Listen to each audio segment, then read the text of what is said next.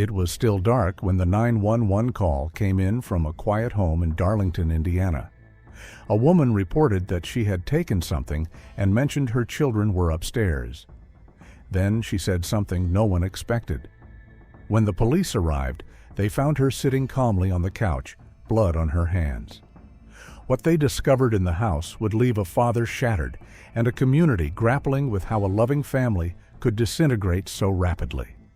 What truly transpired that night inside the Worley home? Brandi and Jason had known each other since their teenage years, having met in the early 2000s when they were just 15 and 16. By 2007, they were engaged, and 2 years later, they exchanged vows, settling into suburban life with dreams of raising a close-knit family. Their first child, Tyler, arrived in 2009, born 10 weeks premature. His early health struggles were intense, but he quickly recovered, becoming a lively and intelligent boy. He was admired at school for his sharp mind and infectious laughter. Outside the classroom, Tyler was a bundle of energy. He loved Pokemon in every form, games, cards, and TV, and spent his free time playing sports, basketball, baseball, hockey, and football. Like his father, he was drawn to technology and dreamed of becoming a software engineer one day. In 2013, the family grew with the arrival of Charlie. Tyler welcomed his baby sister with tenderness and pride, constantly hugging her and expressing his love. Charlie, though just a toddler, had already developed a personality of her own. She attended the Wilson Early Learning Center, took dance classes, participated in basketball camps, and adored dressing up, especially as Elsa from Frozen. Her days were filled with song and make-believe. Brandi, now a full-time mother, remained active in her community. She often hosted parties for neighborhood kids and was known for her kindness and warmth. To neighbors and educators alike, the Worleys seemed like a model family, devoted, affectionate, and unshakably united. However, by 2015, that image began to blur. Jason had taken on a demanding new project at work that consumed 60 hours a week. His motivation was noble. He wanted to provide everything his family needed, but the cost was high. Brandi often expressed how lonely she felt, and Jason assured her it was temporary, just a few more months, and things would settle. What he didn't expect was how quickly that emotional distance would grow. One day in May 2015, he noticed Brandi had set a password on her phone, something she had never done before. When he asked about it, she grew flustered and offered a vague explanation, claiming she was planning a surprise for Father's Day. Days later, she revealed the surprise, an in-home office for Jason, saying it would help him work closer to the family. What confused Jason was not the idea itself, but the fact that she had enlisted their 51-year-old neighbor to help build it. At gatherings, he began to notice Brandi acting differently. She laughed at every joke the neighbor told, leaned in too closely, and barely acknowledged him or the kids. Something about the way she looked at the neighbor felt distant, intimate, and controlled. The neighbor began visiting their home every day to help with the office. Jason tried to suppress his concerns, hoping it was just stress and fatigue skewing his perception, but doubts lingered. Jason's growing unease pushed him to monitor the GPS settings on Brandi's phone, which had suddenly been disabled. Another change, another red flag. One evening, while they were watching a movie together, Brandi stepped away to the bathroom, leaving her phone unlocked. Jason, who had never crossed that line before, checked it. There was only one message to the neighbor, but it was unmistakably flirtatious and suggestive. One message, but the tone implied a much longer conversation. Soon, Jason realized an app had been installed that automatically deleted messages.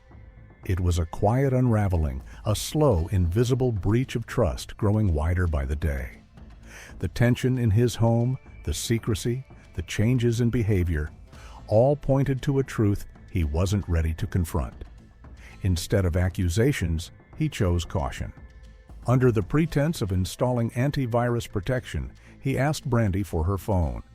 She handed it over without hesitation, unaware of his true intentions. While installing the antivirus app, Jason also added software that quietly forwarded her messages to his own device. Within days, his worst suspicions were confirmed. Brandi was having an affair with their neighbor. The messages arrived in real time. Jason watched silently as Brandi, alone at home while the kids visited his mother, sent flirty messages to the neighbor. She even tried to arrange a private meeting, though the man declined, citing work commitments. Instead, the two couples agreed to go out on a double date. Jason, already aware of the truth, played along. At the restaurant, Brandi and the neighbor were inseparable, chatting and laughing, while Jason was left making conversation with the man his wife was sleeping with, pretending not to know. Later, the neighbor's wife suggested the women go see a movie. Jason offered to stay home and watch the kids, including the neighbors. While the women were at the movie, Jason sat in silence, scrolling through the messages Brandi never imagined he was reading. They weren't just casual flirtations. There were explicit texts, intimate photos, and plans to meet privately the following Monday. The full weight of the betrayal hit him hard. When Brandi returned from the cinema, Jason didn't wait. He asked her and the neighbor's partner to sit down. He sent the children to another room, closed the door, and looked at the two women across from him. Calmly but firmly, he asked, "So you two love each other, huh?" Brandi denied everything, claiming it was a misunderstanding. But when Jason showed her the messages and photos, her story changed. She admitted to the texts, but claimed it had only happened once, insisting there was no physical affair, despite her digital trail saying otherwise. The neighbor's partner, caught in the confrontation, tried to minimize the situation, stating that if there hadn't been physical intimacy, there was no reason to destroy a marriage. In the end, a temporary separation was arranged. Jason would remain in the family home, while Brandi would move in with her mother, taking the children with her. But things didn't end there. Brandi threatened that if Jason tried to fight for custody, she would bring up a dark chapter from his past, an old mental health struggle from his youth, a time when he had battled suicidal thoughts. It was something he had worked through years ago, never hidden, never repeated. But now it was being weaponized against him. When Brandi left, Jason expected her to shield the children from the adult turmoil. Instead, she told them their father was angry at her and that they wouldn't be able to stay with him anymore. The words devastated Tyler and Charlie. When Jason came home, they were crying uncontrollably, believing their father had abandoned them. That moment broke Jason more than anything else. The betrayal didn't hurt as much as seeing his children suffer. Despite the deception and humiliation, he began to wonder, would a divorce truly protect his kids or only deepen the trauma? He feared that if he pushed forward with separation, Brandi would retaliate, isolate him, and make the children believe he had left them willingly. He believed she might manipulate the system and their emotions against him. So, against his own instincts, Jason made a decision. He asked Brandi to stay, not because he forgave her, not because love had returned, but because he feared what might happen to his children if he didn't. He buried his hurt, swallowed his pride, and made the choice he believed would keep the family intact, at least on the surface.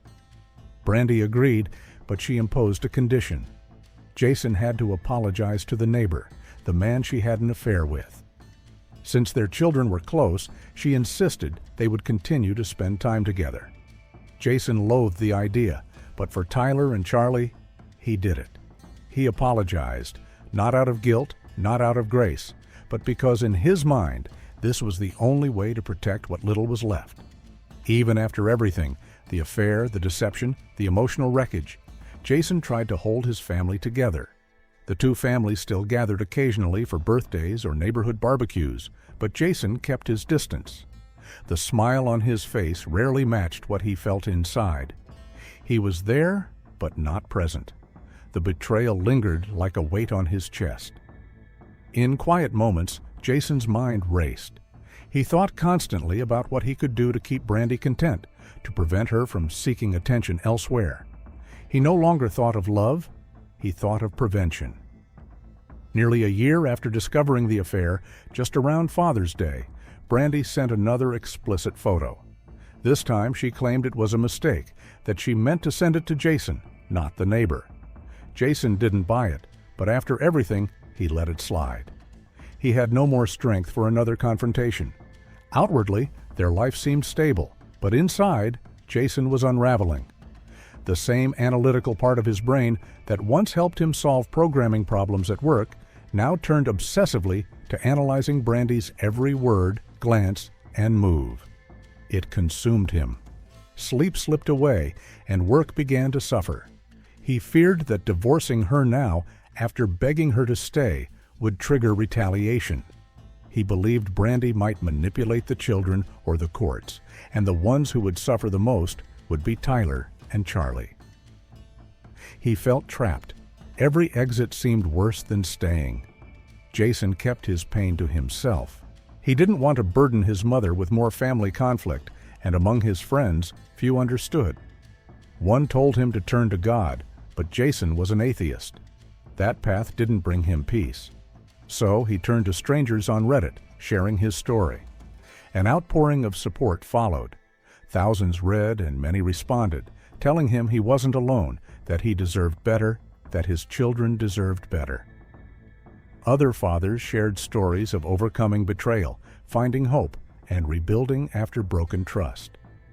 In a later update, Jason wrote that Brandi had refused therapy multiple times, even before the affair. But now, after years of carrying pain for the sake of others, he chose something radical: to prioritize himself and his kids. He contacted a divorce attorney. Within days, he learned his rights regarding custody, division, and legal protections. That same afternoon, he handed Brandi the divorce papers. What followed was not relief, it was horror. At 4:34 a.m. on November 17, 2016, a frantic call came into 911 dispatch. On the line was Brandi Worley. Her voice was shaken, her words chilling. She told the operator she had taken a large amount of Benadryl and that she had stabbed her children upstairs. When emergency services arrived, they found Brandi sitting on the living room couch, blood on her hands, her face pale, and expression blank. She looked directly at Jason and said, "Now you can't take them away from me." Upstairs, in the children's bedroom, lay Tyler, 7 years old, and Charlie, just 3. Both had been given Benadryl and had been stabbed. Neither child survived. Brandi had taken their lives before they could be taken from her. That was her reasoning, her twisted logic. What began as a fight to preserve the illusion of peace ended in the most unimaginable act of violence. A father who had sacrificed everything to shield his children from pain now had to live with the memory of a pain he could never undo. According to the forensic pathologist, the injuries were described as excessive, the kind of violence that far exceeded what would have been necessary to end a life. It was rage, not just intent. Brandi, still conscious, was rushed to the hospital. She had a self-inflicted neck wound, but it was not life-threatening. Her recovery was swift, too swift it seemed. Within a short time, she was able to speak to investigators. Meanwhile, the bodies of 7-year-old Tyler and 3-year-old Charlie remained upstairs, lifeless in the room they had gone to sleep in the night before. During the police interviews, Jason revealed the full story: the slow collapse of his marriage, the betrayal, and the gut-wrenching decision to stay for the sake of the children. He told them about the affair, the sleepless nights, the therapy Brandi refused, and the online post where he had cried out anonymously for help. But what haunted him most was something Brandi had said the moment she was taken into custody. "Now you can't take them from me." It wasn't a scream, it wasn't even angry, just cold, direct, final. It was a confession of motive wrapped in bitterness. The divorce papers had triggered something in her. She didn't just want to hurt Jason, she wanted to destroy his future. Jason described the day before as completely normal. It had been a Thursday, November 16th. He'd gotten the kids ready for school like always, dropped them off, then headed to work. That evening, he left the office early to attend Charlie's dance recital. Brandi was there, as was Tyler. They smiled, they clapped, and they came home as a family. Later that night, Tyler mentioned he needed pipe cleaners for a school project. Brandi volunteered to go to Walmart and pick them up. While she was out, Jason bathed the children, tucked them into bed, and waited. When Brandi returned, she kissed the children goodnight. Then, before bed, she asked Jason if he wanted to sleep on the living room couch instead of his usual spot in the basement. Jason chose the basement. He never imagined it would be the last night he'd see his children alive. In the middle of the night, he was jolted awake by the screams of Brandi's mother, who had arrived and discovered the horror. Jason ran upstairs. The police were already on their way. As news of the tragedy spread, so did Jason's story. His earlier Reddit post went viral. Thousands of people who had followed his anonymous account now knew the full heartbreaking truth. In a follow-up post, Jason thanked the community for their support. He shared news articles and expressed gratitude for the wave of compassion that came from strangers. But the internet wasn't entirely kind. Jason received cruel messages and comments accusing him of being weak, of failing to protect his children, of choosing the wrong battles. Some claimed he should have left sooner. Others went further, suggesting he bore responsibility for what happened. The hate was unbearable. Jason deleted his original Reddit account and started again under a new name, not to hide, but to keep sharing in his own way. Through that account, he wrote about the torment of survivors' guilt, about how fathers are supposed to protect, and how he would never stop wondering if he had failed. He obsessed over one question. If I had slept on the couch that night, would I have saved them, or would I be dead too? In the days following the murders, Jason swallowed what pride he had left and started a GoFundMe campaign to cover funeral expenses. He didn't expect much. He just wanted to give his children the kind of goodbye they deserved. Then something unexpected happened. YouTuber Philip DeFranco came across the story and shared it with his millions of followers. Donations flooded in. Jason's modest goal was surpassed many times over. Because of the kindness of strangers, Jason was able to bury Tyler and Charlie with dignity. Their small lives had been cut short by a moment of unspeakable cruelty, but in their farewell, they were honored, loved, and mourned by thousands who had never even met them. After 11 days recovering in the hospital from her self-inflicted wound, Brandi was discharged and taken into custody for formal interrogation. Initially, she was tearful, frail, and anxious. But that mask soon slipped. In subsequent interviews, Brandi grew cold and mechanical. It took multiple sessions for investigators to extract meaningful answers. She claimed insanity. Her defense argued that untreated mental illness, specifically depression and anxiety, had altered her perception of reality. But toxicology reports told a different story. Brandi had ingested a heavy dose of Benadryl, a sedative antihistamine, not a substance associated with aggression. Psychiatric evaluations determined that she was fully aware of her actions, and the evidence pointed to something even more chilling: premeditation. Security footage confirmed that Brandi's late-night trip to Walmart wasn't just to pick up school supplies. Alongside pipe cleaners, she had purchased a large combat knife, an expensive tactical blade more suited for hunting than crafting. This wasn't an impulse. It was a plan. That night, after dinner, after baths, after bedtime stories, she made her move. Jason had no idea what was coming. She hid the knife in the kitchen, then asked Jason, without explanation, if he wanted to sleep in the living room or in the basement. He chose the basement.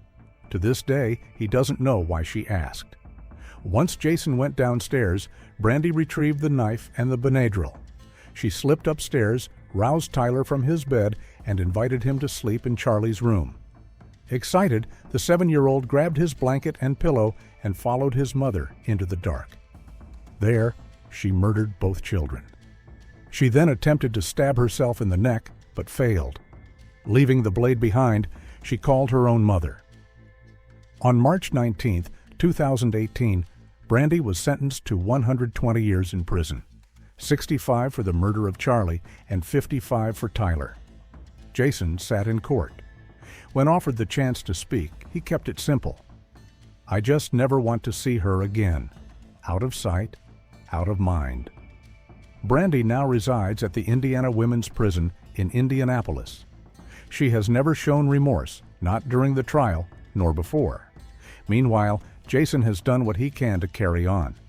He lost his job for a period, withdrew from the world, but eventually returned to work and recovered most of his income. He urged others battling mental health struggles to seek help, to speak out without shame, and to hold on. Life, he wrote, is too precious to be lost in silence. The sentencing brought him no relief. Jason never believed Brandi deserved the death penalty. Indiana doesn't permit it anyway, but he wasn't sure a life sentence would bring real justice either. What mattered to him now was honoring Tyler and Charlie. He continued to face obstacles, especially from Brandi's family. After the murders, they changed the locks on the rental home and withheld his personal belongings, requiring police involvement just to recover them. Even visits to the children's gravesite became difficult. On the one-year anniversary, Brandi's family watched him closely, making him feel unwelcome. As a result, he visits less often than he'd like. Despite everything, Jason never forgot the final words he spoke to his children. "I love you. Good night. See you in the morning." He never wanted to take the children from Brandi. He only wanted to co-parent peacefully after the divorce. When he served her the papers, she showed no signs of resistance. That day passed quietly. They even attended Charlie's dance class together, shared dinner, and tucked the kids into bed. Then Brandi went to Walmart, and everything changed forever. Their story is a reminder that life is fragile, that love must never be taken for granted, and that even in the depths of tragedy, there can be survival. Tyler and Charlie Worley, may they rest in peace, forever loved and never forgotten. Just after midnight, a man in Balbriggan, Ireland, called emergency services, claiming that his wife had fallen down the stairs and was not breathing. When paramedics arrived, they found 27-year-old Mary Goff lying at the bottom of the stairs, covered with a duvet. Her husband, Colin, stood nearby, stating that he had tried to help her. However, right away, something felt off. Mary's body was cold, too cold for someone who had just fallen. Her injuries did not align with what one would expect from a fall, and Colin appeared unnaturally calm. What truly happened to Mary Goff would shock everyone and unveil a disturbing plan that had been set in motion long before that fateful night. Balbriggan, a quiet coastal town in Ireland, was where the Goff family built their life. Marie and James Goff were proud parents to 6 children, 5 boys and 1 cherished daughter, Mary. Born on December 22, 1973, Mary was not just the youngest girl in the family, she was its heart.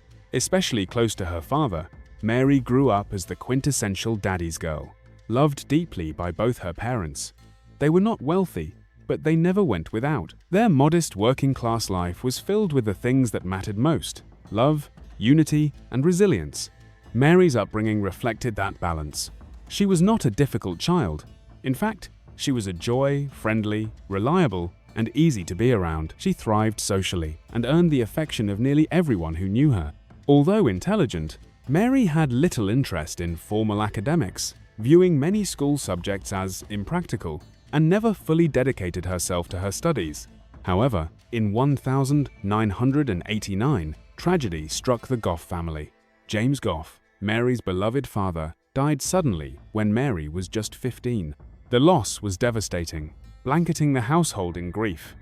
Yet, even amidst heartbreak, Mary displayed extraordinary maturity. Her mother and brothers remembered her as their pillar of strength during those dark months. Recognizing the financial strain left by her father's death, Mary stepped up, finding a weekend job to help her mother.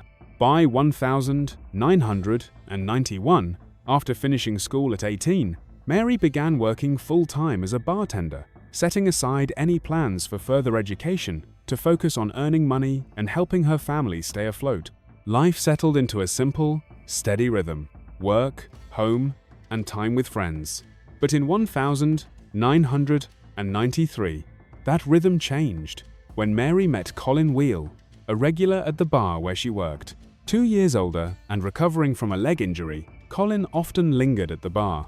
Their conversations began casually, but something about him intrigued Mary from the start. Colin came from a similarly large, humble background in a nearby town. He was charismatic, intelligent, and quick-witted traits that made him popular in every circle he moved through. Having pursued his passion for technology, he graduated from college and secured a solid job as a computer analyst. Organized, driven, and thoughtful, Colin seemed to have it all figured out. Initially, their conversations did not seem romantic. Colin appeared to see Mary strictly as a friend. They spoke often, and she became someone he confided in. Their quiet friendship deepened with each encounter. Over time, Colin became a regular figure in her social life, attending parties with her and getting to know her circle of friends. Despite their closeness, months passed before Colin made his feelings clear. Mary, quietly nursing her hopes, never pressured him. Then, at last, Colin asked her out. One date led to another, and slowly, a romance began to bloom. Soon enough, they were introducing each other to their families. Mary's mother took to Colin immediately. He was polite, respectful, and clearly adored Mary. Her brothers welcomed him as if he were one of their own. Likewise, Colin's parents appreciated Mary's warmth and authenticity. Their relationship impressed everyone around them. Colin stood out as an ideal partner, responsible, ambitious, and dependable. He had his own car, a stable income, and savings, everything needed for a secure future. To Mary's family and friends, it was clear that marriage was only a matter of time. Mary, too, was hopeful. She dreamed of the moment Colin would propose, imagining a future filled with love, stability, and shared dreams. It was the next natural step in what seemed like a carefully built life together, one she had always quietly longed for. But behind every perfect picture, shadows can lurk. Nearly 2 years into their relationship, without warning, Colin ended things with Mary. He offered no reasons, no explanations, and no dramatic argument, just a cold, clear decision that Mary never saw coming. She begged for clarity, even silently, but Colin provided none. His silence spoke volumes, yet told her nothing. The pain of that ambiguity was brutal. Mary spiraled inward, isolating herself, barely leaving home, and questioning everything. What had she done? Was it something she said, or something she didn't do? The night before he ended things, Mary had gone out with friends. Colin had tried to reach her at home, but she wasn't there. That detail began to haunt her. Was that the reason? Had she spent too much time with others? Was she being punished for enjoying herself? Even her mother, who had always seen Colin as part of the family, couldn't understand the sudden breakup. She called him, hoping for honesty, but Colin was distant, nearly hostile. He offered no explanation, coldly stating that it wasn't his fault Mary was like that. Mary had no choice but to grieve the relationship and begin again. Slowly, painfully, she did. As time passed, she found strength in focusing on herself. Opportunities began to appear. She landed a job working on the film set of Rob Roy, where her natural ability to organize and coordinate stood out immediately. People admired her. She was efficient, focused, and pleasant to work with. So much so that she was offered another job on an upcoming project in Scotland. But Mary declined. Despite the offer being a clear sign of her professional growth, she chose to stay close to home. Maybe it was family, maybe it was comfort, or perhaps somewhere deep down, she wasn't ready to close the chapter with Colin completely. And fate, it seems, wasn't finished with them either. 6 months after their breakup, they crossed paths again. There were no dramatic declarations, but the connection was unmistakable. The pull was still there, and they both felt it. This time, it was different. They approached the relationship with renewed clarity. If they were going to do this again, it had to be serious. From the beginning, they talked about the future not as a distant hope, but as a concrete plan. Mary found new stability, taking a job as a secretary at a law firm, where she once again impressed colleagues with her precision and efficiency. It was a role that fit her, allowing her to channel her strengths.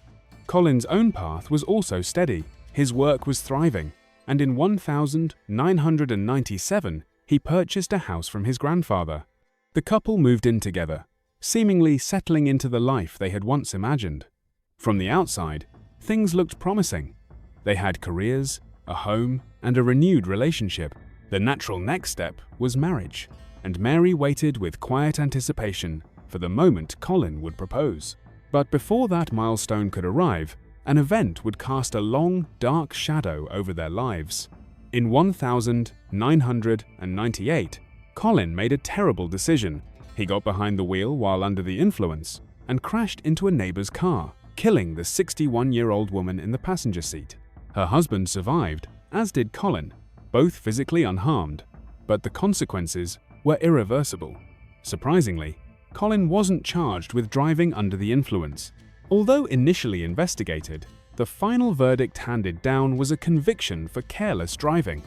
Colin paid a fine and walked away a free man. Throughout the ordeal, Mary stood by him, insisting Colin was a good man and that the accident wasn't who he was. However, there were troubling signs. Colin showed little remorse and blamed wet road conditions, avoiding any personal accountability for the woman's death. To some, that denial was unsettling. Later that year, while on vacation in the Canary Islands, Colin proposed. The moment, like much of Colin's life, seemed thoroughly premeditated. The ring, the setting, it was all planned. When they began to organize the wedding, that same level of control continued, with every detail carefully arranged. On September 9, 2000, the couple married in what should have been a beautiful and joyful ceremony. But not everyone saw happiness on Mary's face that day. Despite the flawless decorations and well-structured event, a quiet sadness seemed to follow her. During the exchange of vows, Mary suddenly broke down in tears, rushing away from the altar and running to the car. It was a moment that left the room in stunned silence. Her bridesmaids hurried after her, offering comfort and trying to calm her. Some guests assumed it was simply the overwhelming emotion of the day, possibly triggered by the absence of her father, whose death years earlier had left a profound mark on her. Others weren't so sure. Mary never explained what had caused her outburst, and after some time, the ceremony continued as planned. Following the wedding, Mary and Colin departed for a honeymoon across Asia, a trip Colin had planned with his usual meticulousness. But when they returned home, those closest to Mary noticed subtle but significant changes. She became more withdrawn, dressing in a conservative, modest style that was out of character for her. The stylish, confident woman who had always expressed herself through bold choices now seemed to be shrinking into herself. She stopped spending time with friends and rarely went out unless Colin was with her. It appeared as though her life had narrowed, revolving entirely around her husband. Her mother picked up on the change immediately. Mary looked sad, troubled in ways she wouldn't or couldn't verbalize, and Colin had changed too. The man who once treated her with warmth now spoke to her coldly, like a stranger. The shift was stark. Something had happened between them, her mother suspected, perhaps during the honeymoon. But Mary never shared the truth. Weeks passed, then months, but Mary's quiet distress never lifted. Then, just 6 months after the wedding, on March 1, 2001, at exactly 12:16 a.m., emergency services received a call from the Whelan home. It was Colin. His voice was calm as he told the dispatcher that his wife had fallen down the stairs and wasn't breathing. The dispatcher instructed him to perform CPR. Colin claimed he did. An ambulance was dispatched immediately. When paramedics arrived, they found Mary at the bottom of the staircase, but the scene was troubling from the very start. A duvet had been placed over her body, which Colin explained was an attempt to keep her warm. Yet, she was lying in a position that was far too tidy for someone who had suffered a fall, arms straight, legs together, body neatly arranged. It looked less like an accident and more like a setup.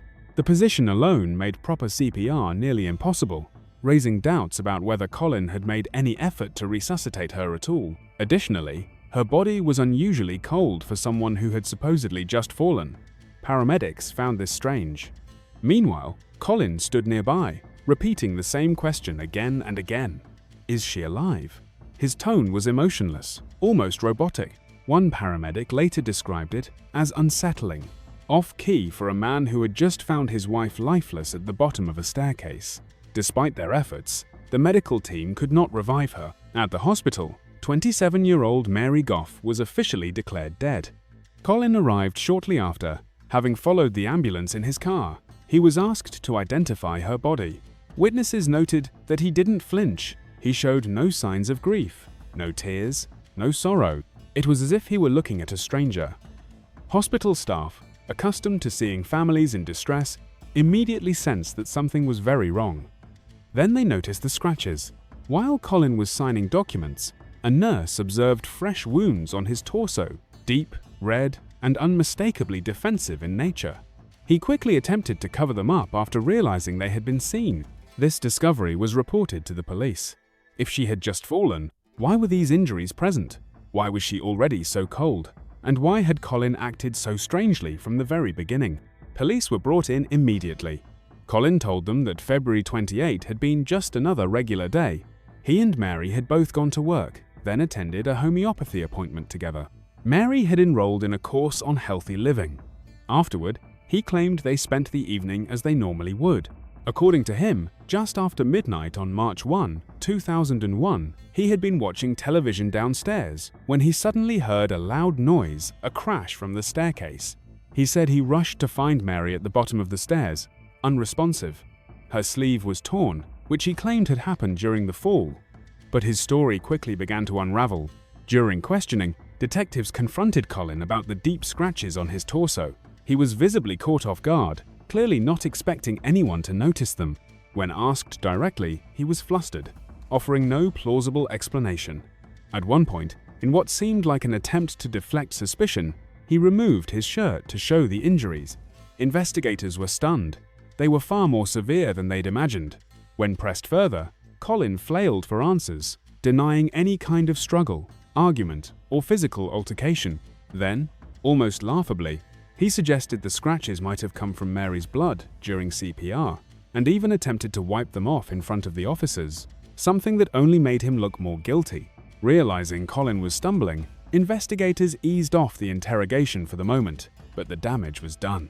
They were now firmly convinced that Colin was lying. Mary's family, too, began to see through the facade. Colin's emotional coldness was unmistakable. Rather than make arrangements for his wife's funeral himself, he handed the task over to her grieving relatives. At the service, he played the part of the heartbroken husband, but those who had known Mary saw through the act. Soon, Colin was called back in for a second statement. This time, his version of events evolved. He now claimed that when he approached Mary, she had reached for him and scratched him, an attempt to explain the marks on his body. He added that she had just stepped out of the shower before the alleged fall, but this contradicted the medical examiner's findings, which showed no signs of recent bathing. Investigators were now certain that Colin had killed his wife, but the question remained, why? Then came the autopsy results, which shattered Colin's already fragile story. There were no injuries consistent with a fall, no broken bones, no trauma to the spine or skull, nothing that would support his narrative of a fatal staircase accident. More critically, the pathologist determined that Mary had died much earlier than Colin had claimed. Her body was already too cold at the time of the emergency call, and there were clear signs of asphyxiation. Bruising around her neck indicated she had been suffocated, likely with a soft object that left minimal marks. Later, investigators discovered a stretched bathrobe belt in the home, belonging to Colin. They believed it had been used to strangle Mary. She had been alone with him in the house. There was no sign of forced entry. No one else could have done it. The pressure mounted, and detectives began examining Colin's digital trail. His home had been scrubbed clean of evidence, but his workplace computer revealed everything. Colin, ever the meticulous planner, had only deleted his browser history. What he didn't know was that his company routinely backed up employee computers. IT specialists recovered months' worth of search data. What they found was chilling. For at least 7 months, long before the wedding, Colin had been researching how to kill his wife. He had studied dozens of homicide cases. One in particular captured his attention: the case of Henry Louis Wallace, a serial killer who had strangled multiple women. Wallace would cover their bodies with warm materials to delay post-mortem cooling, throwing off the estimated time of death and giving himself an alibi.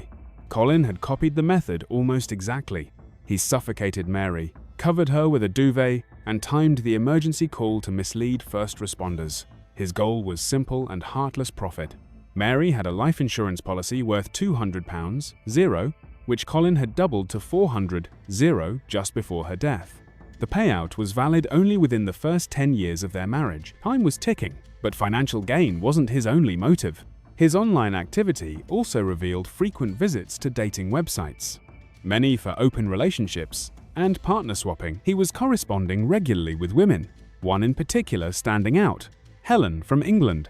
Colin had lied to Helen, claiming to be a widower whose wife had died in a tragic car crash while Mary was still alive. He told her he was planning a move to England, even looking at rental properties. With the insurance money, he intended to start a new life. Mary was merely an obstacle. Despite the mountain of evidence, Colin still hadn't been arrested. He likely believed he was safe. But that illusion ended on April 10, 2001, when he was formally arrested and charged with murder. During interrogation, he denied everything, claiming the internet searches were just curiosity and the conversations with Helen were just for fun. But no one believed him. Colin was released on bail the next day under strict conditions. He had to surrender his passport, report to police regularly, and stay within the country. However, over the following months, his behavior shifted. He told his family he was depressed, that he missed Mary terribly, and that he had no purpose left. Then, in March 2003, Colin vanished. He had driven to Hoth, a scenic peninsula known for its cliffs, and never returned. His car was found abandoned nearby, with all his personal belongings inside. To many, it looked like a suicide, but investigators weren't convinced. Colin didn't seem like the type to end his own life. The timing felt too convenient, and they were right. 1 year later, in the summer of 2004, Colin was recognized in Mallorca, Spain, working as a bartender. He had faked his own death and assumed a false identity using the name of a former neighbor whose birth certificate he had managed to obtain. Despite his confiscated passport, he secured a new one by claiming the old one was lost. In a cruel twist, he was working at a bar called Karma and living with a new woman. As always, he was unfaithful, manipulative, and calculating. His time on the run ended in July 2004 when Spanish authorities arrested him. He was extradited back to Ireland to finally face justice. In April 2005, Colin shocked everyone again by pleading guilty. There would be no trial, no long battle in court. He was sentenced to life in prison. Today, Colin Whelan is serving his sentence at Wheatfield Prison. He reportedly works in the prison kitchen and is considered a model inmate, but his behavior behind bars cannot erase what he did. He killed Mary Goff, his wife, his partner, the woman who believed in him, and did it all for money and lust. Over 20 years have passed, and he remains behind bars with no sign of early release. Some wounds, no matter how much time passes,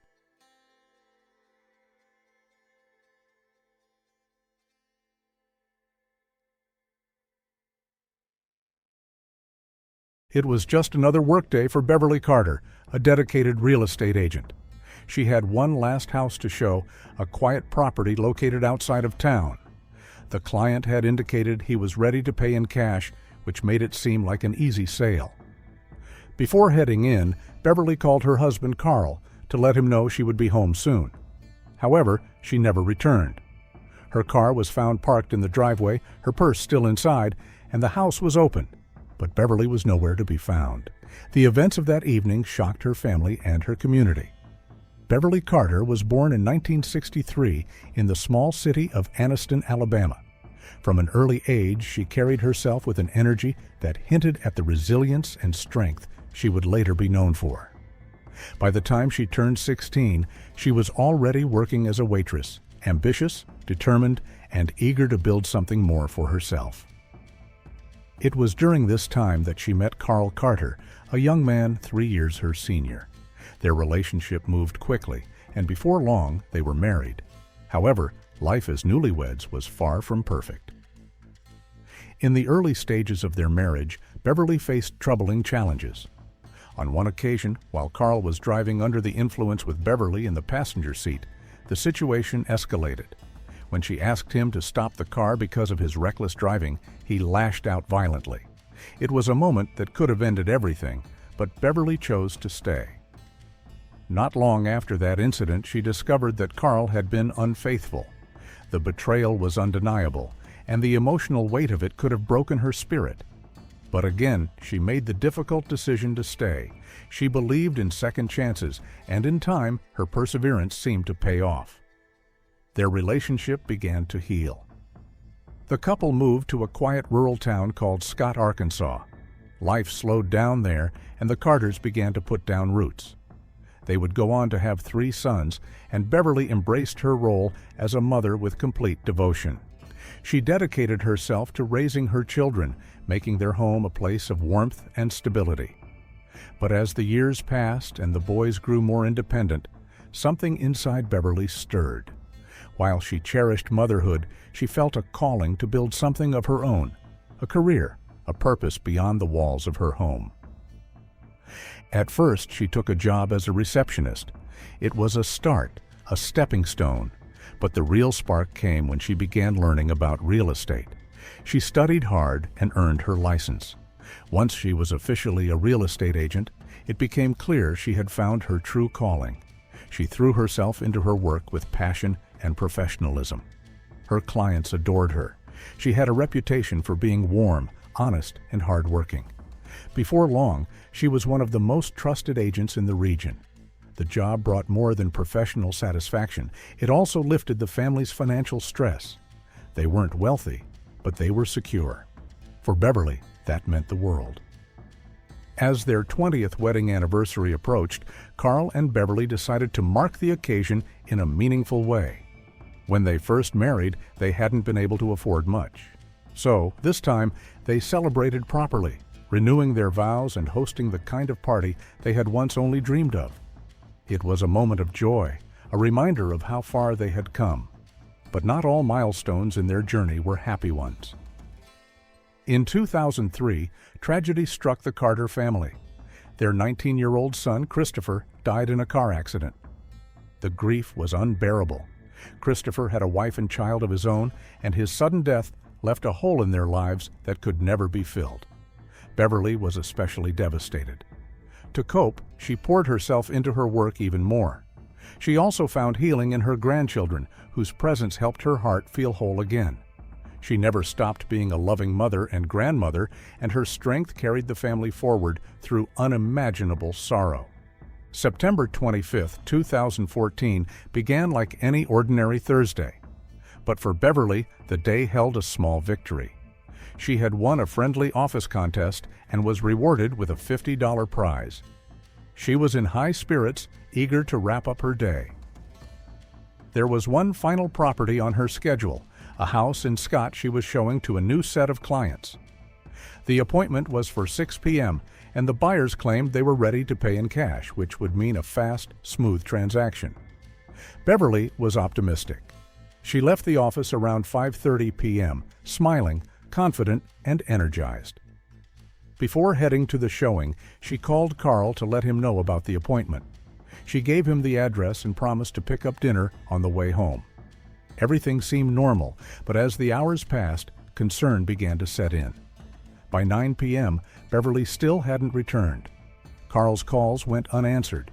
He tried again and again, growing more anxious with each passing minute. One of Beverly's sons made his way to her office, hoping she might have returned there or left some kind of clue. Meanwhile, Carl drove straight to the property in Scott, her last known location. What he saw when he arrived sent a chill down his spine. Beverly's car was still parked in the driveway. As he approached, he immediately spotted her purse sitting visibly on the passenger seat. That alone raised alarm. Beverly, like most real estate agents, had strict safety habits. She never brought her personal items into unknown homes with strangers. It was a precaution she never overlooked. With his heart racing, Carl walked to the front door. It was wide open. Inside, the house was still. He stepped in, calling her name, but Beverly was nowhere to be found. He dialed his son immediately, but there was no sign of her at the office either. It had closed for the night, and the building was empty. That was enough. It was time to involve the police. When officers arrived at the scene, they took in everything with clinical precision, but something struck them as odd. Carl had entered the house before calling the authorities. In doing so, he had unknowingly left fingerprints and possibly other traces throughout the property, contaminating what could now be considered a potential crime scene. When Carl was brought in for questioning, he laid everything out. He spoke candidly about his past, the early days of their marriage, the mistakes he'd made, including his infidelity, and the one time he'd lashed out physically. But those events, he explained, were far behind them. He emphasized how much he loved Beverly, how far they'd come, and how deeply committed he was to finding her. His demeanor, his honesty, and his emotional distress gave officers the sense that he was not the man they were looking for. Just after 1 a.m., Carl received a text from Beverly's phone. It was brief and strange.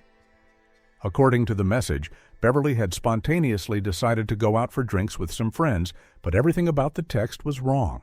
The tone was off, the phrasing wasn't hers. And most importantly, Beverly didn't drink ever. He wasn't the only one receiving odd communications. Earlier during the search, Carl had reached out to 2 of Beverly's coworkers, hoping they might know something. Both women texted Beverly as well, trying to get a response. And like Carl, they felt something was off with the replies they received.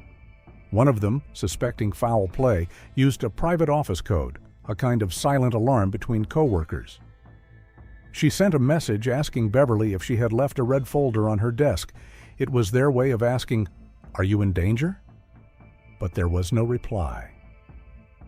By morning, Beverly Carter's name was on everyone's lips. The police canvassed the neighborhood near the house where Beverly had gone missing. One neighbor mentioned seeing a suspicious figure the previous evening, a tall, thin white man with short, dark hair. He had emerged from a black car parked not on the driveway, but right on the front lawn of the vacant home. Investigators examined the lawn, and sure enough, there were fresh tire marks. It was a small but critical lead. Attention then turned to Beverly's work computer. Fortunately, a colleague knew her login credentials. Officers accessed her notes and quickly found the entry for her final appointment. The buyers she was scheduled to meet were listed as Steve and Crystal Adams. Their contact details, email, and phone number were also noted. But as the investigators dug deeper, they realized something troubling. The names were fake. The email address didn't exist, and the phone number wasn't a personal line. It was linked to an anonymous communication service. By reaching out to the service provider, police were able to track the origin of the communication. The digital breadcrumb led them to a name. Aaron Lewis, 33 years old, living in Jacksonville, just 15 miles from Scott. The officers didn't approach his home with guns drawn. They weren't ready to make an arrest. Not yet. First, they needed to confirm whether this man matched the neighbor's description, and if he did, perhaps he might lead them to Beverly. Their surveillance didn't take long to yield results. A tall, lean man with short, dark hair exited the house and got into a black Ford Fusion, matching the description perfectly. Detectives in an unmarked car began tailing him, but Aaron sensed he was being followed. He hit the gas, trying to shake the car behind him. The chase didn't last long. Pushing the vehicle too hard, he lost control and veered off the road, crashing into a ditch. The impact was violent. He wasn't wearing a seatbelt and slammed his head into the steering wheel, suffering facial injuries.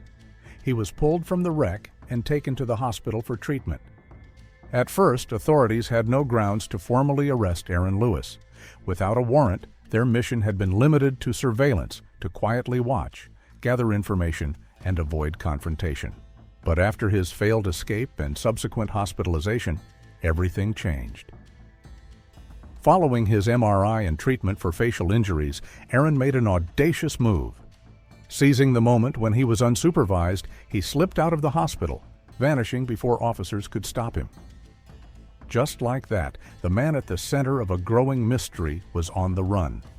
A full-scale manhunt began. Local television stations aired his photo from the accident scene.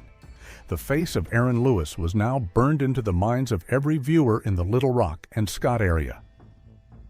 It didn't take long before Aaron was spotted. 2 office workers who had been discussing the case noticed a man at a bus stop who looked eerily similar to the fugitive. One of them approached under the pretense of asking about bus times, seizing the opportunity to study his face. There was no doubt in his mind it was Aaron Lewis. While the first man quietly contacted police, Aaron wandered off, unaware he'd been made. Hunger led him to a nearby Subway sandwich shop, but discretion wouldn't follow him there. Several customers recognized him immediately. Unlike the office workers, they weren't quiet. They pointed, they shouted, and panic spread. Realizing he'd been exposed, Aaron bolted. He sprinted from the store and ducked into a nearby building, desperate to hide. But it was too late. Police officers converged on the area within minutes. He was arrested without further incident. Back in custody, Aaron began crafting a defense. He denied any involvement in Beverly Carter's disappearance. According to his first story, he hadn't gone to the house alone.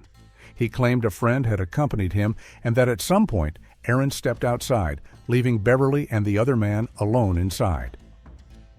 Whatever had happened to her, he insisted, occurred after he left. But investigators quickly unraveled this claim. The man he named as his accomplice was a soldier stationed many miles away on the day of Beverly's disappearance. His alibi was ironclad.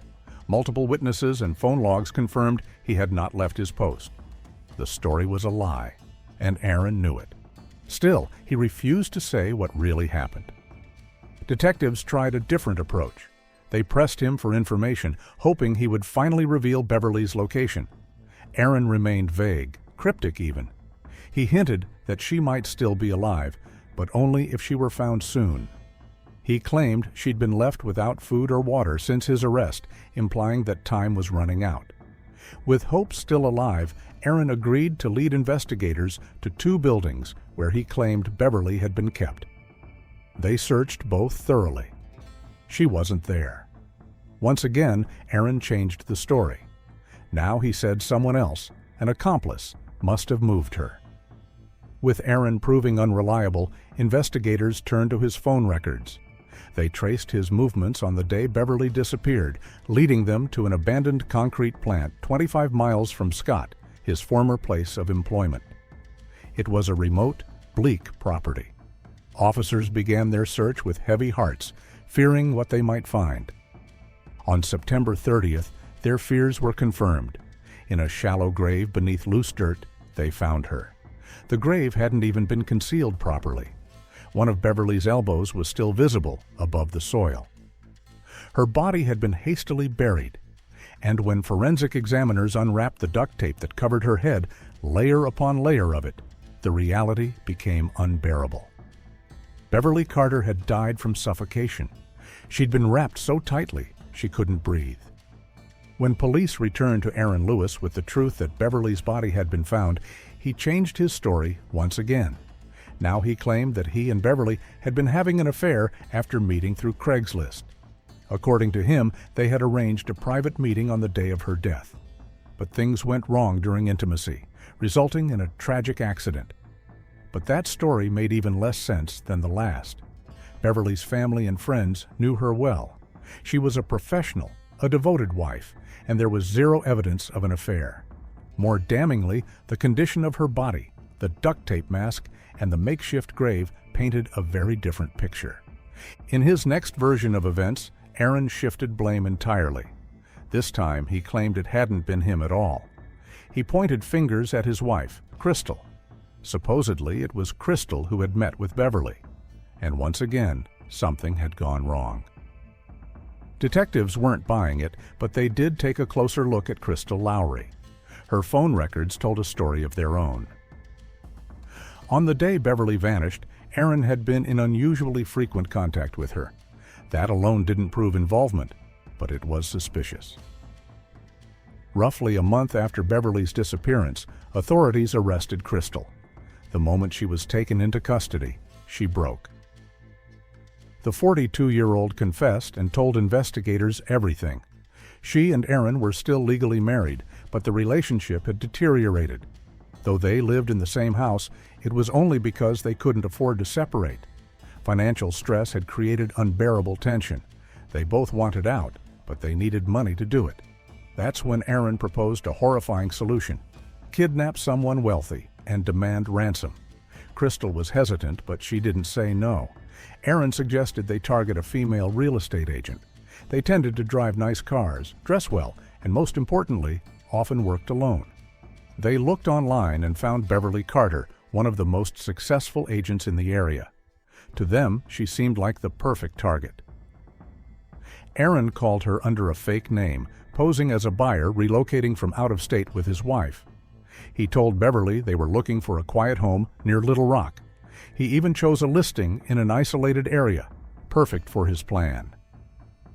At first, Beverly refused to show the house. Her agency's policy prohibited private showings to solo men, especially in remote locations. When Aaron realized his scheme might fall apart, he quickly brought Crystal into the conversation. She got on the phone and confirmed she'd be at the showing too. Reassured, Beverly agreed to the meeting. The clients claimed they were prepared to pay in cash, something that always made agents take notice. But when the time came, only Aaron showed up. He apologized, saying his wife had been delayed. Beverly, ever professional, allowed the showing to proceed. It would be the last house she ever entered. The two toured the house together, beginning on the ground floor. But when they climbed the stairs to the first floor, everything changed. Aaron made his move. Without warning, he attacked Beverly. Weakened from recent plastic surgeries, including a tummy tuck, she had little strength to resist. He bound her hands with duct tape as she struggled in vain. He forced her into the trunk. He intended to hold Beverly for ransom, $100,000 in exchange for her life. The location he had in mind was a former workplace, an old abandoned building at a concrete plant 25 miles outside Scott. It seemed like the perfect spot to keep someone hidden.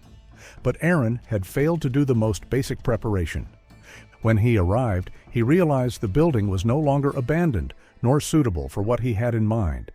There was no backup plan, no alternate location. And now he had a terrified woman locked in his trunk and nowhere to take her.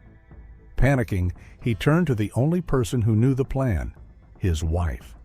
He snapped a photo of Beverly bound and terrified in the trunk and texted it to Crystal with a single word: help. Crystal was furious. She hadn't agreed to have the woman brought to their home, but by the time she returned from work, it was too late. Beverly was already there, locked inside their bathroom. The couple scrambled to figure out what to do next. Aaron had already recorded a message on his phone that Crystal was supposed to send to Beverly's husband. The idea was simple: make it sound like Beverly was speaking under duress, begging Carl not to call the police and to follow the kidnapper's instructions. But the message was never sent. It remained on Aaron's phone, just one more piece of evidence waiting to be discovered. Their original plan had been to force Carl to transfer the ransom to Beverly's bank account, then withdraw the funds using her debit cards. Aaron even claimed to have her PIN numbers. But there was one problem. Beverly's cards were still in her purse, which he had left in the car during the kidnapping. Only now, too late, did he realize his mistake. He returned to the scene, hoping to retrieve the cards before anyone noticed something was wrong. But by then, the police had already arrived. Officers were combing the area. In a twist of cruel irony, one officer even stopped Aaron as he drove past, mistaking him for a neighbor and casually asking if he'd seen anything suspicious. He played it cool, giving nothing away. Then he drove back home. There, things quickly spiraled further out of control. Crystal, thinking ahead, realized a new threat had emerged. Beverly had seen Aaron's face, and now, locked in their bathroom, she could see prescription pill bottles with Crystal's name printed clearly on the labels. If Beverly survived, she could identify both of them. Releasing her was no longer an option. Crystal didn't want to carry out the act herself. She simply told Aaron Beverly needed to be gone. And so, on a dark and final drive, Aaron Lewis took Beverly from their home and transported her back toward the cement plant.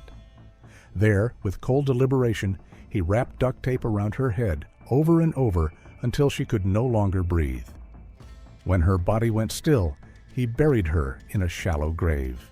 Crystal's confession eliminated the need for a lengthy trial.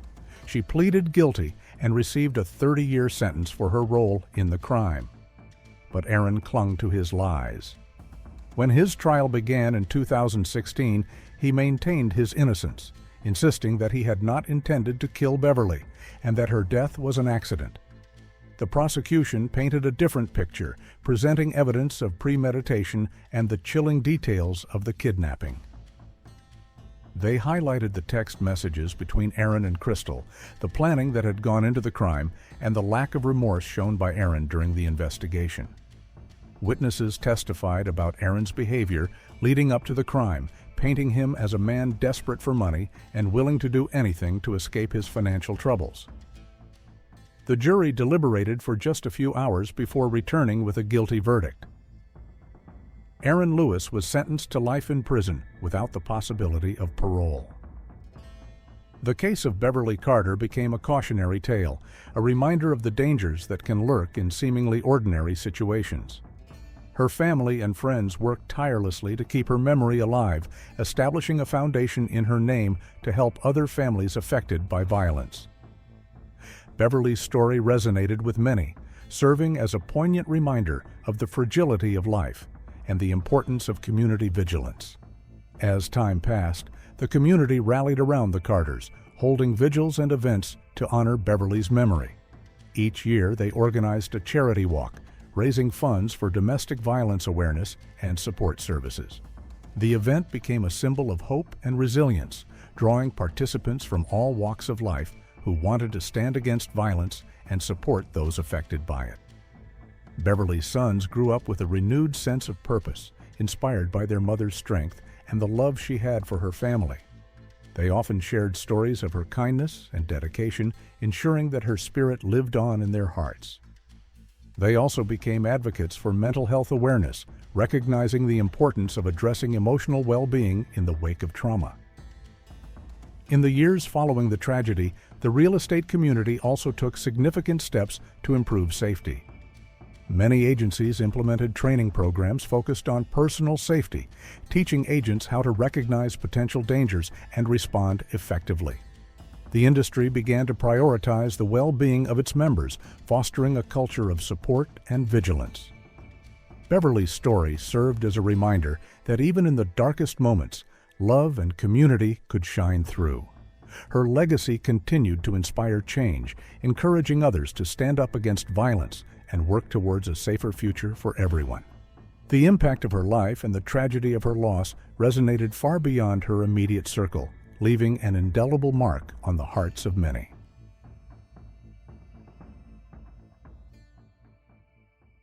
It was an early morning in the Bavarian Alps, cold and quiet, just like any other November day. A woman was driving along a secluded road near a village when something unusual caught her attention. In the middle of the road lay a shape that clearly did not belong there. As she approached, her heart sank. There, on the wet pavement, was the body of a woman. She was nearly naked, covered in bruises, and unmistakably lifeless. This was no accident. Someone had deliberately done this. There was no identification, no phone, not even any clothing to indicate who she was. As the police began to investigate, they quickly realized this was just the start of a dark and intricate tale filled with secrets, lies, and a shocking betrayal that no one could have anticipated. Francofontana is a charming town located in the Brindisi province of Italy's Apulia region. Here, 34-year-old Francesco Alfonsetti appeared to lead a stable and respected life. He worked as a surveyor, was married, and had 3 children. Friends, neighbors, and colleagues viewed him as a devoted family man, someone who returned home from frequent work trips to fully engage in his role as a father and husband. He proudly portrayed himself as someone who cherished family life. However, beneath this carefully crafted facade, Francesco harbored a secret that would eventually shatter lives. For 3 years, he had been secretly engaged to a 22-year-old dentistry student named Eleonora. Young, intelligent, and deeply in love, Eleonora lived in a quiet town near Pescara in the Abruzzo region. She was the only daughter of a well-off family. Her mother, Elizabeth, a Dutch jewelry dealer, worked primarily in southern Italy, while her father, an Italian engineer, was based in Venice. Although her parents lived apart due to their careers, they remained involved in their daughter's life. Francesco had become a regular presence in Eleonora's world, joining family dinners and weekend visits, treated as a future son-in-law. Everything seemed normal during a family dinner in May 2001, until Eleonora's father casually asked, "When's the wedding?" Francesco appeared briefly tense before politely responding that it would be after Eleonora finished her studies. The moment passed without further comment, and no one at that table knew he was living a double life. Months later, in late October, Eleonora arrived at her mother Elizabeth's apartment. It was quiet and the doorbell went unanswered, which was not unusual.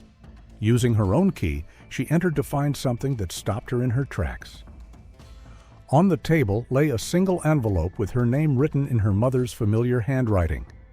Inside was a letter in which Elizabeth expressed her intention to leave everything behind, her life, her home, and even her daughter, to start anew elsewhere. She spoke of love, regret, and the need for space, but provided no clear reason for her decision.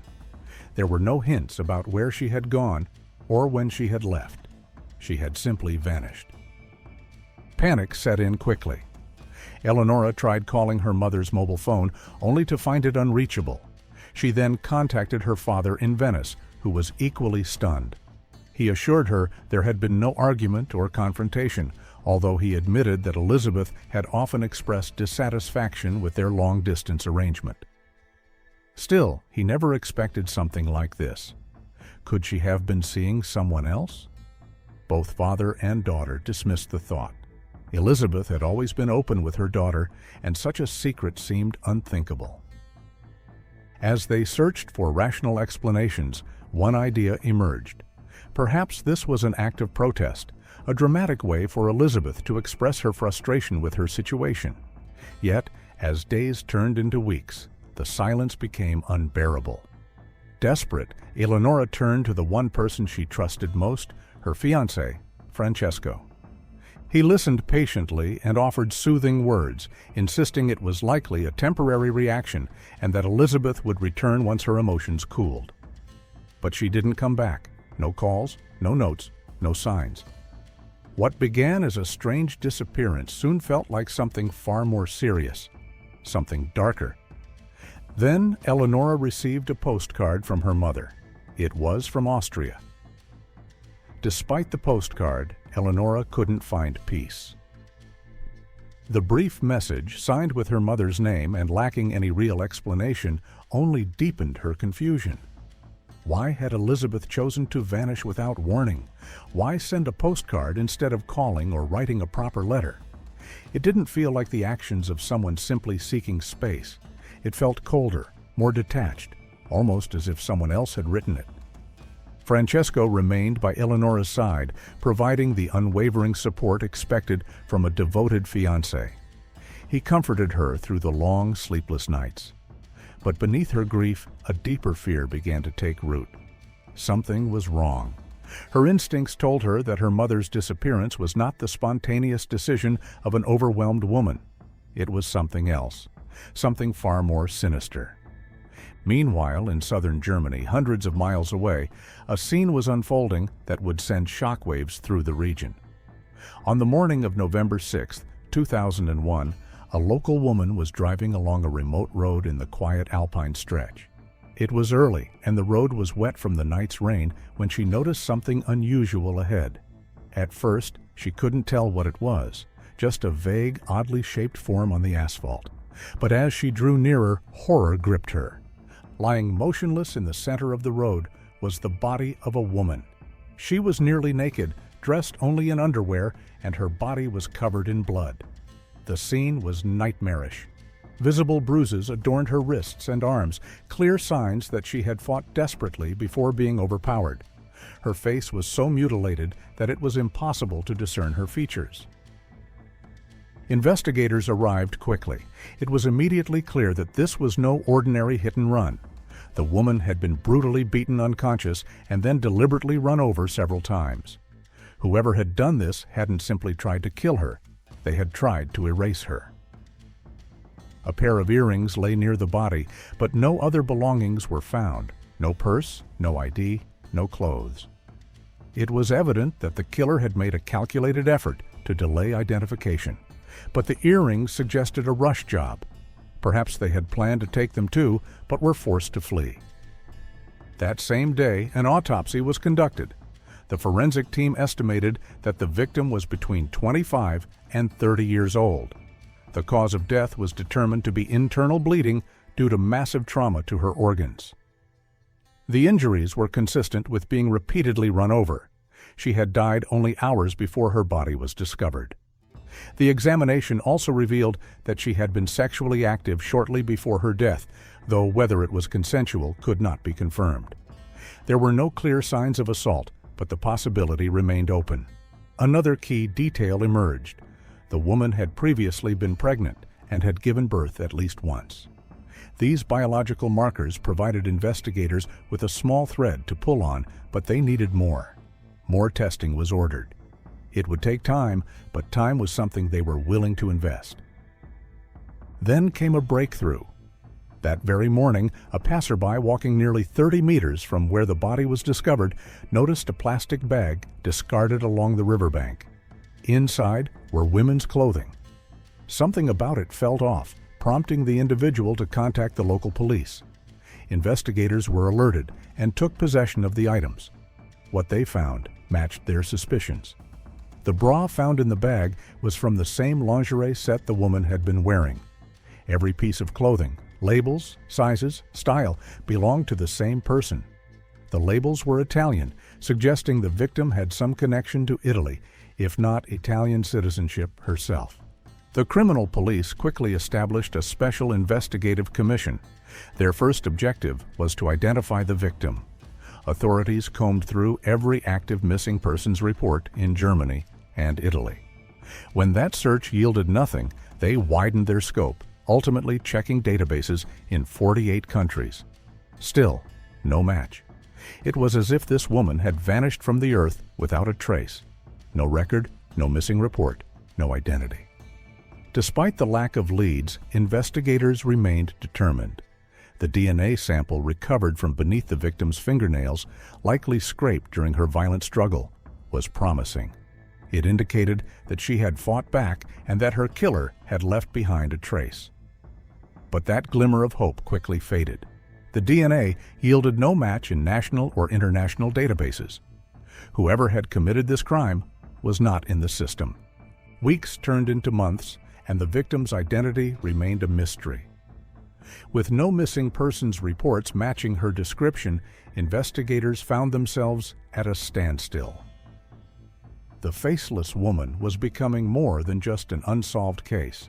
She was a haunting presence, a reminder of how someone could simply vanish from the world without a trace. Amid the mounting frustration, investigators began to question everything, including the original forensic assessment. Had the age estimate been wrong? A second analysis was ordered. This time, the forensic specialist suggested that the woman was not in her 20s or early 30s, but closer to 45. It was a significant shift. Yet, even this updated estimate failed to open any doors.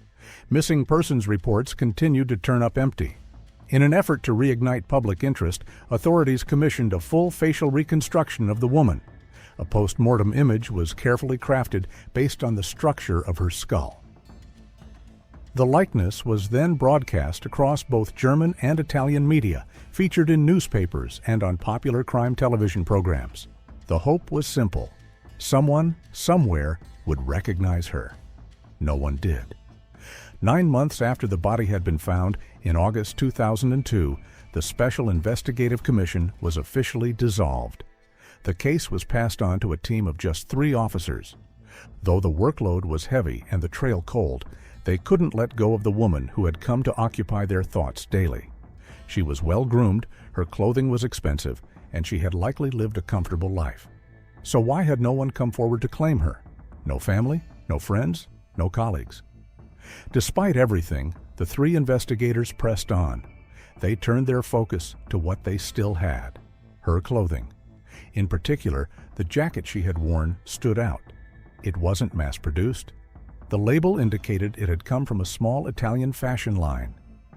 Through careful digging, the officers discovered that only 14 jackets had ever been made with that specific label and design.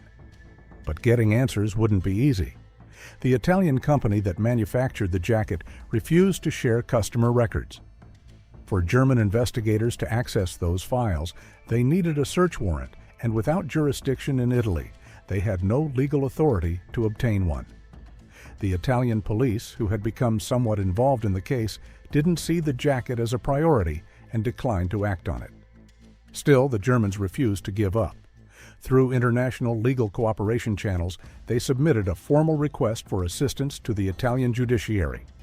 When the first request went unanswered, they submitted another and then another. A full year passed with no response. But finally, in late October 2003, a breakthrough came. The Italian authorities granted the warrant. Police descended on the company's headquarters. Investigators waited anxiously. Inside the building, Italian officers requested all documentation related to the sale of those 14 jackets. They learned that the jackets had initially been displayed at a fashion show. Afterwards, they were returned to the company and then sold to retail stores, but the company had kept no receipts. No records showed where the jackets were distributed or who purchased them. It was another crushing disappointment. Weeks went by, and the momentum faded. But then, out of nowhere, a single phone call changed everything. An employee of the fashion company had been watching a true crime segment on Italian TV. When the image of the jacket appeared, she recognized the label. She remembered that 9 of the jackets had been sent to a boutique in Bologna. She couldn't recall where the remaining 6 had gone, but this was something, a lead. The German team acted quickly, relaying the tip to their Italian counterparts. Police in Bologna tracked down the boutique and pulled the sales records. 7 jackets had been paid for in cash, an investigative dead end. But 2 had been purchased with credit cards. It wasn't much, but it was the closest they had come to identifying their Jane Doe. If one of those cards belonged to the victim, the mystery might finally be broken open. And this time, everything began to move fast. The cardholder data was obtained, and the names were traced. Investigators in both Germany and Italy held their breath.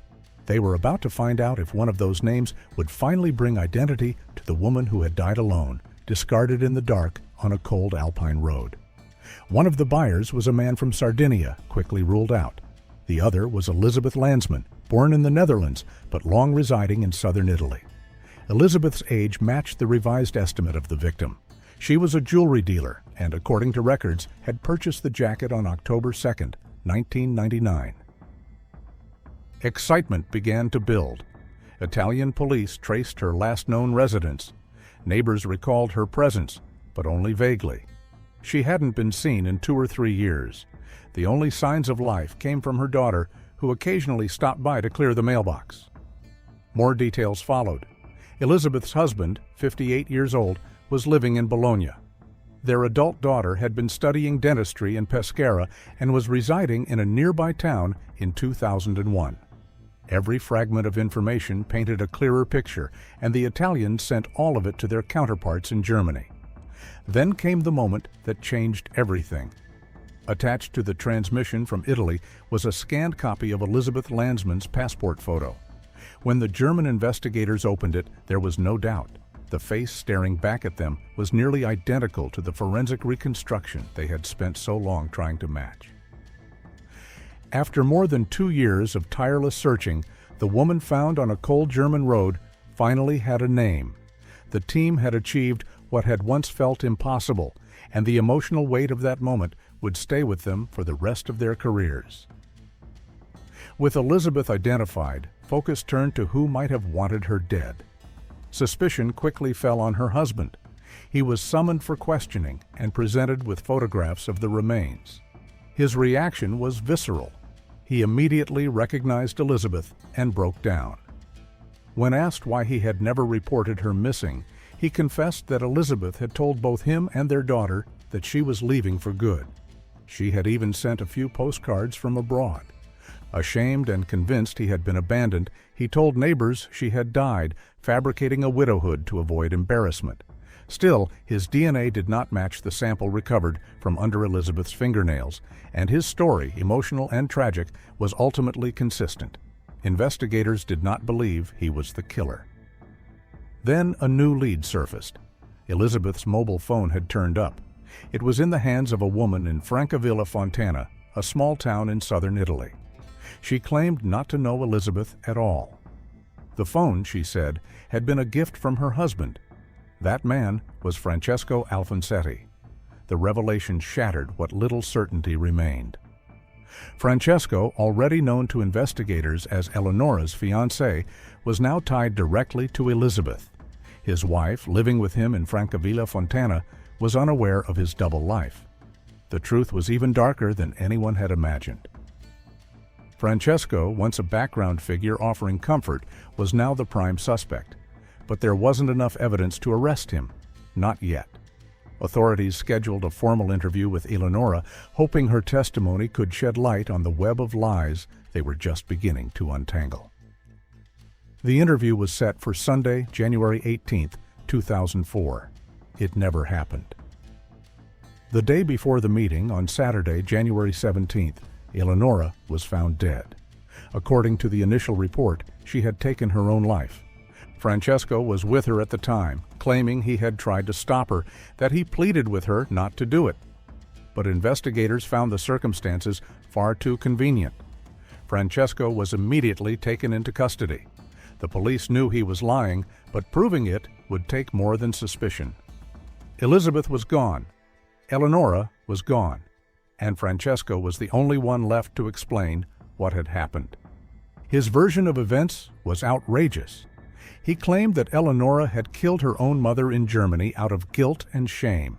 He said that her suicide was driven by remorse, but no one believed a word of it. Piecing together the timeline was difficult, but investigators gradually formed what they believed to be the most likely scenario. Francesco, while publicly engaged to Eleonora, had been having an affair with her mother. Elizabeth, after receiving a large inheritance from her father, had entrusted Francesco with 150,000 euros, perhaps as an investment or a loan. It's unclear whether Eleonora ever knew about the money or the affair. By the summer of 2001, Elizabeth appeared to have grown increasingly conflicted. She likely made the decision to leave to clear her mind and end the relationship. She traveled to Germany and eventually met Francesco there on November 1st. The two were intimate, as confirmed by the autopsy, but the reunion didn't end peacefully. Police believe that during that meeting, Elizabeth demanded her money back, but Francesco had no intention of giving it up. In a confrontation that turned violent, he killed her, then ran over her body repeatedly to obscure her identity. He disposed of her belongings and returned to his two-faced life. For the next 2 years, Francesco continued his charade, appearing as Eleonora's loving fiancé and as a family man in Francavilla Fontana. But once the investigation turned toward Elizabeth and Eleonora was called in for questioning, he knew the truth was closing in. In what police believe was a staged suicide, Francesco murdered her as well. Yet for all their certainty, definitive proof of his involvement in Eleonora's death remained elusive. Francesco was initially charged only with Elizabeth's murder. In 2007, an Italian court sentenced him to life in prison. Then, in 2009, new evidence came to light, enough to finally charge him with the murder of Eleonora. In 2011, the court delivered its final judgment. Francesco Alfonsetti was found guilty of both murders and sentenced to a second life sentence. The lies, the betrayals, the layers of deceit had all finally unraveled. 2 lives stolen and a third, Francesco's, reduced to a prison cell where he would spend the rest of his life. Don't miss out. Subscribe now for more thrilling investigations.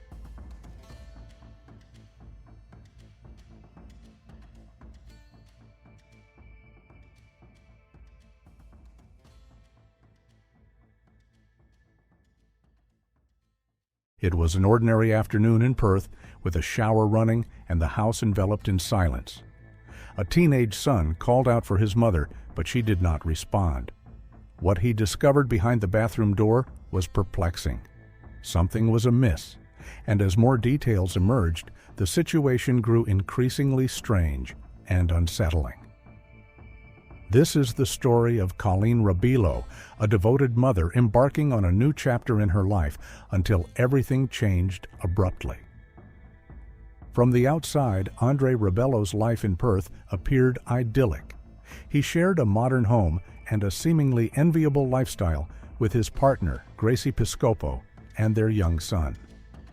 To anyone scrolling through their social media feeds, they epitomized the dream couple, stylish, successful, and living in luxury. However, behind the carefully curated images and filtered posts lay a far more intricate narrative. Andre met Gracie in 2015 when he was just 19 years old. Captivated by her charm and ambition, he quickly fell for her. Gracie, determined to make a name for herself, transitioned from working as a gym receptionist to becoming a powerful influencer, amassing a following that earned her around $170,000 a year. This newfound success allowed her to indulge in high-end fashion, extravagant vacations, and luxurious hotel stays. Andre, initially an outsider to this glamorous world, was drawn into it head first. Together they traveled, documented their experiences, and invited followers into a life filled with shopping halls, luxury vehicles, and picturesque scenes from around the globe.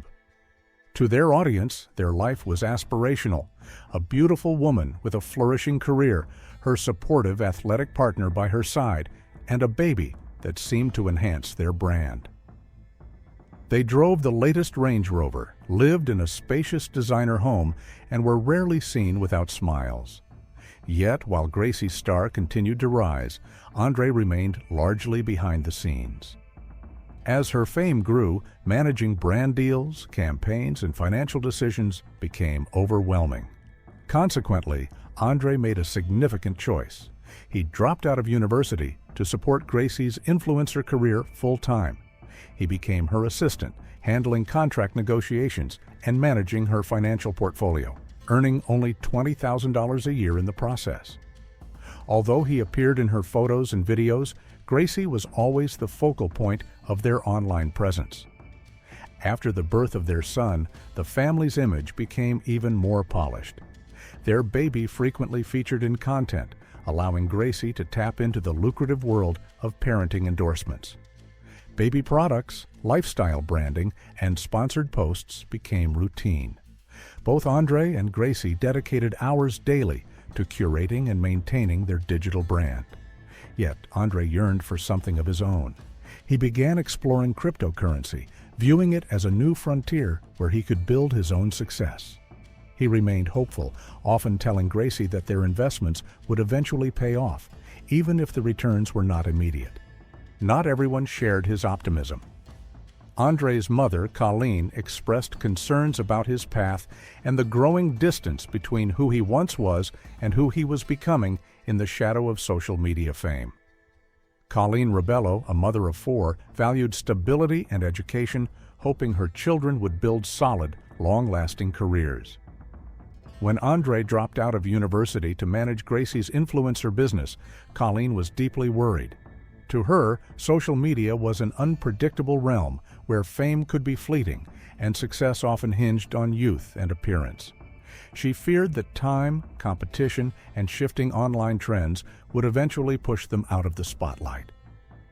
Despite her worries, Colleen continued to support her children's choices.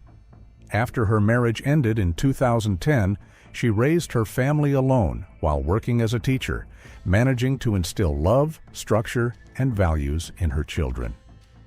Once they were grown, Colleen pursued her own dream, returning to school and proudly completing a degree in 2020 that would allow her to start a new career in healthcare. At 58, she was filled with hope for the future. However, on the morning of May 25, 2020, that hopeful future came to a sudden and heartbreaking halt. The day began like any other. Colleen spoke with some of her children. Her youngest son, Fabian, still lived at home, and her daughter, Monique, had temporarily moved in while completing her paramedic training. Colleen's house was conveniently located near the training facility, making the commute easier. That morning, Monique and Fabian prepared for their workday. Fabian worked part-time at a nearby supermarket and relied on Colleen to drive him in at 10 a.m. and pick him up at 2 p.m. However, when Fabian clocked out that afternoon, his mother was nowhere to be found. He called her phone 13 times, but there was no answer. Although it was only a short walk home, the silence unsettled him. Colleen had always been reliable and punctual, and something felt off. When he arrived home, everything seemed quiet. Then he heard the sound of the shower running, which provided some relief. Perhaps she had simply lost track of time. However, it was odd that she hadn't answered his calls, and now she wasn't responding to his voice. He called out to her again, but there was still no reply. Reluctantly, Fabian approached the bathroom door. It wasn't like him to invade her privacy, but the eerie silence compelled him to act. He pushed open the door, and what he found would haunt him forever. Colleen was in the shower, not standing, not moving. She was kneeling on the floor, leaning awkwardly against the tiled wall, motionless. Something was terribly wrong. Panicking, Fabian dragged her body into the center of the bathroom and quickly covered her with a towel. With trembling hands, he dialed emergency services. As he waited for paramedics to arrive, he attempted to resuscitate her. He performed CPR as best he could, but he noted something strange. Her skin was cold despite the warm shower water, and there was a bluish-gray discoloration on her face and neck that alarmed him. When the ambulance arrived, paramedics took over, but there was nothing they could do. Colleen was gone. Fabian immediately messaged his sister, Monique, urging her to return home as quickly as possible. His panic was real, and he needed someone from the family to be there with him. He also tried reaching out to his older brother, Andre, but received no response. It wasn't until Monique arrived back at the house around 3 p.m. and began calling and texting Andre herself that he finally showed up with Gracie and their young son. The atmosphere inside the home was one of disbelief and devastation. Just that morning, both Fabian and Monique had spoken to Colleen. She had been her usual self, calm, attentive, and present. There were no signs of illness, no complaints, no red flags. Now, only hours later, she was gone. An autopsy was conducted, but it offered no clarity. The cause of death remained undetermined. To her children, the notion that their healthy, active mother had died of natural causes was difficult, if not impossible, to accept. They clung to the strange details, the small inconsistencies that simply didn't add up. Colleen had always removed her gold wristwatch before showering, yet Fabian found her still wearing it. The same went for her jewelry. She never bathed with it on. Even the anti-slip mat she normally placed carefully inside the tub had been left draped over the side. These weren't random habits. They were part of her daily routine, the kind of details someone close to her would know intimately. On that day, every one of those habits had been broken. Police found no signs of forced entry. The windows and doors were locked, and nothing appeared to be missing. With no clear cause of death and no evidence of a break-in or foul play, authorities concluded that Colleen had died from natural causes. Her family was heartbroken, but left with no real answers, until a few weeks later, when everything changed. Out of the blue, the police were contacted by an insurance company. They weren't investigating the death itself, but suspected fraud. According to their internal inquiry, someone had submitted paperwork that appeared to be forged. The person they suspected? Andre Rebello. What followed was a staggering revelation. Just 1 week before Colleen's sudden death, Andre had taken out not one, but 3 separate life insurance policies in her name. Together, they totaled over $1 million, all of which was set to go directly to him. Not a single one of his siblings was listed as a beneficiary. Within days of Colleen's passing, Andre wasted no time contacting each insurance company to file claims. 2 of the companies immediately raised red flags, rejecting the payout request due to the suspicious timing between the policy activation and Colleen's death. Only one company was still considering the claim, but they required more documentation. That's when the inconsistencies began to pile up. One of the documents Andre submitted listed the wrong date of birth for Colleen, using his own birthday instead. Other paperwork was delivered quickly, but seemed off. Medical documents appeared to be doctored. One claimed Colleen had died of a ruptured aneurysm causing a subarachnoid hemorrhage, but the information didn't match the official autopsy findings. Even more alarming was a will allegedly written and signed by Colleen that named Andre as the sole heir to her estate. No mention of her other children, no trace of fairness. It seemed unthinkable to the rest of the family. As investigators dug deeper, more fabrications surfaced. Andre had submitted falsified psychiatric evaluations to support the legitimacy of the new will. Incredibly, he had even used artificial intelligence to generate a voice recording that wouldn't sound like his own, attempting to validate the changes. To the rest of the family, it was a betrayal beyond comprehension. They hadn't just lost their mother, they had lost trust in their own brother. The most painful part was trying to make sense of it. Why would Colleen name only Andre in her will? Why leave nothing to Monique, Fabian, or Julian, the eldest son who everyone assumed would eventually oversee family matters? Colleen had always been fair. She never played favorites. Her love had been equally shared, and her children knew that, which made the entire situation feel even more unreal. Her oldest son, Julian, moved into her house to begin sorting through her affairs. It was a difficult task made heavier by grief, but he was determined to bring order to the chaos. However, when he began looking for his mother's documents, things like her driver's license and essential personal records, he discovered they were missing.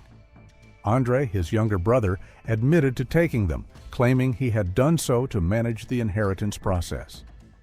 Then another odd discovery came to light. Andre had redirected all of Colleen's mail to his own address. The family was confused. Fabian and Monique were still living in the house, so there had been no need to forward the mail elsewhere. The decision felt deliberate, calculated.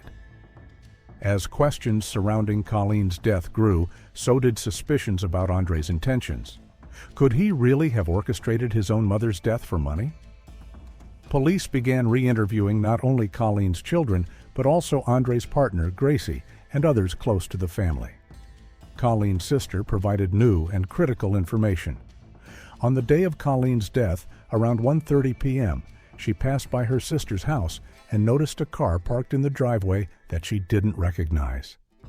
At the time, she gave it little thought, but at Colleen's funeral days later, she saw the same vehicle again, this time with Andre and Gracie getting into it. The implication was serious. Andre had been at the house much later than he claimed. Until then, none of his siblings knew he had visited their mother that day. He had never mentioned it.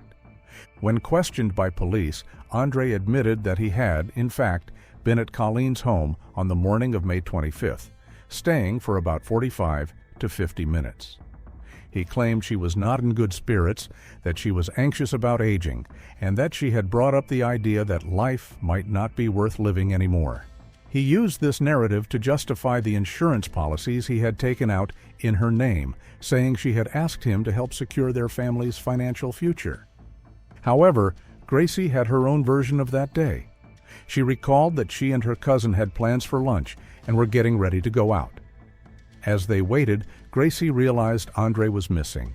He hadn't told her he was leaving, and she didn't know where he had gone. She tried calling him repeatedly, 12 times according to her phone records, but he didn't answer. Frustrated and concerned, she messaged him. Andre didn't return home until 2 p.m., behaving as if nothing had happened. Gracie was confused, but chose not to press for an explanation. Before they eventually left for lunch, she remembered one more chilling detail. Andre had messaged his mother asking if she could watch their son later that evening. Investigators found this strange, especially given what would unfold just hours later. Police, now deeply suspicious, obtained court approval to conduct covert surveillance inside Andre and Gracie's home. They installed a listening device in the bedroom and a camera in the living room. Over the course of 3 months, they monitored conversations, hoping to uncover anything that might point to the truth. From the recordings, it became clear that Gracie had no knowledge of the insurance policies. She was furious when she found out and confronted Andre. Not only was her reputation at risk, but so was her entire career. Sponsorships and brand deals could collapse if she became associated with such a scandal. In one conversation, she reminded Andre that if he had killed his mother and the truth came out, he would go to prison. Andre, however, appeared undeterred. He believed he would receive the insurance payout and had even started planning to leave the country once the money arrived. But why take such a risk? On social media, Gracie and Andre seemed to live an enviable life. Designer clothing, lavish getaways, a sleek white Range Rover, and a sprawling home. However, once investigators delved into their finances, a very different reality emerged. The house they flaunted wasn't theirs. They rented it for $880 a week.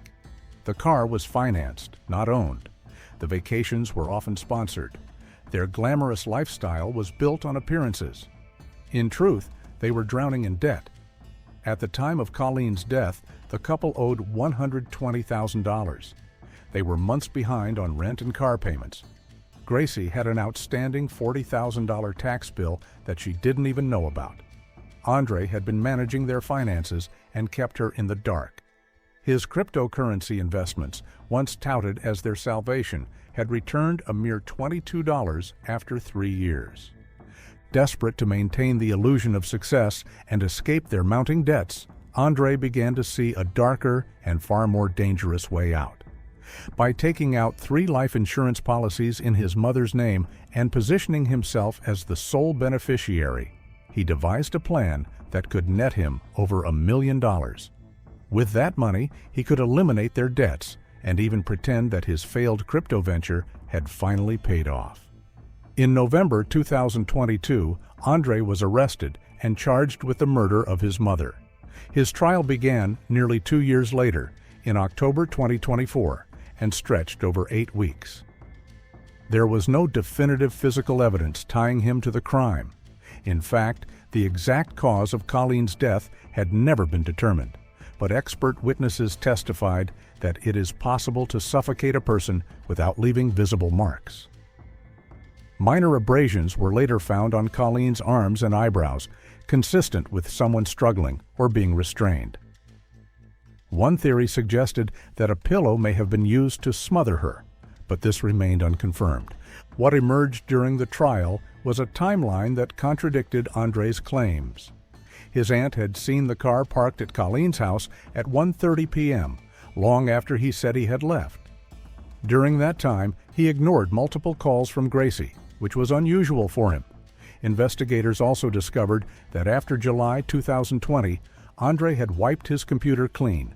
No records, no browser history, nothing, as if he had deliberately erased something. Then there were the insurance policies taken out just days before Colleen died and the forged documents that followed. A fake will, false medical records, an altered psychiatric report, and even an AI-generated voice recording, all designed to cover up the crime. Andre pleaded not guilty.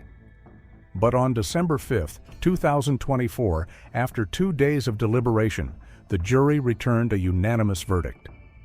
Guilty of murder. The man who once helped build a digital empire alongside his partner, who lived a life framed by filters and followers, now faced a very different reality, one stripped of all illusion. Don't miss out. Subscribe now for more thrilling investigations.